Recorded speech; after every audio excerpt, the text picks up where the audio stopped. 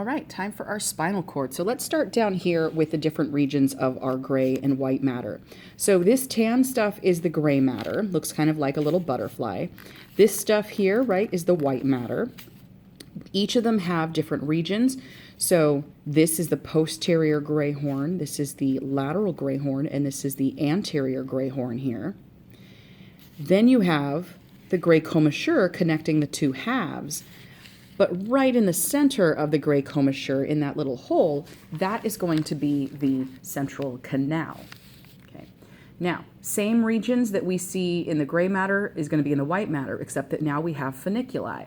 So you have your posterior funiculus, your lateral funiculus, and your anterior funiculus. Then we have these two regions here and here. This is going to be your posterior median sulcus, and this is going to be your anterior median fissure. If we move up to this portion of the model, you can see how it's kind of giving you a little more three-dimensional on that gray and white matter. But we also have these spinal nerves. Now, spinal nerves are going to be a combination of motor and sensory. So sensory information is coming in through the spinal nerve through this posterior root. And so we have this posterior root, and then you'll see that you have this bulbous area, and this is the posterior root ganglion. Remember, a ganglion is a collection of cell bodies. And then as it branches, you have these rootlets. On the anterior side, you've got your rootlets, and this is where motor information is going. So you have the rootlets, and then to the anterior root, and then again to the spinal nerve.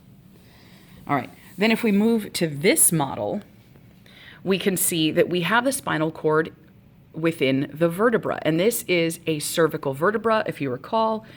You have a bifurcated spinous process on your cervical vertebra, and where we have these vertebral arteries would be where that transverse foramen was. But let's focus on the nervous system. And so again, you can see the different regions of the different gray horns. You can see the different funiculi.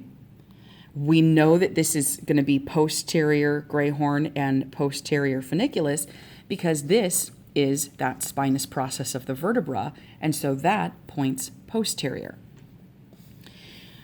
We do here have our spinal nerve, all right? But the spinal nerve branches, so we have what's called the posterior ramus and the anterior ramus. So spinal nerve, posterior ramus, anterior ramus.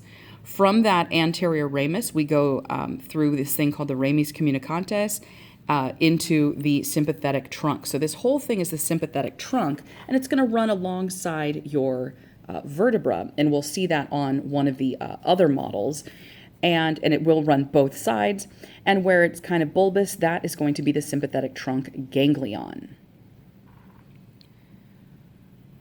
Okay, if we come back here, let's start here. Here we have that posterior root, and then this is going to be your posterior root ganglion.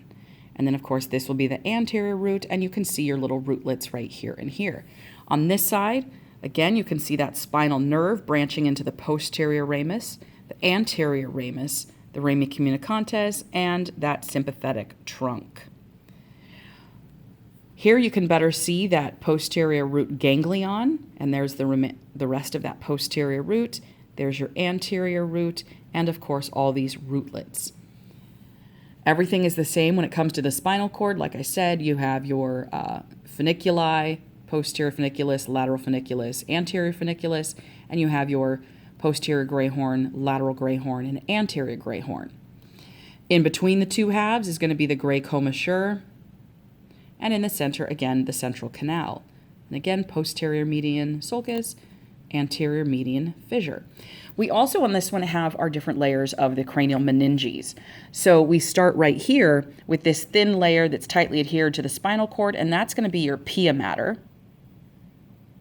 And then we get to these two layers right here. You can see there's a little space in between them, and you're going to have your arachnoid matter and then your dura mater. So pia mater, arachnoid matter, and dura mater.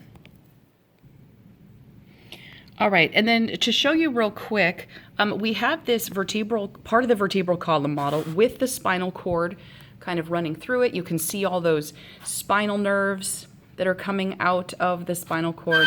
And then right here, this is the nice area to see all of these different sympathetic trunk ganglia right here and right here. So they run down this spinal cord on the outside of the vertebra. And it basically looks like a string of pearls, okay? So the pearls are the sympathetic trunk ganglia, but the whole string of pearls is the sympathetic trunk. And that is our spinal cord.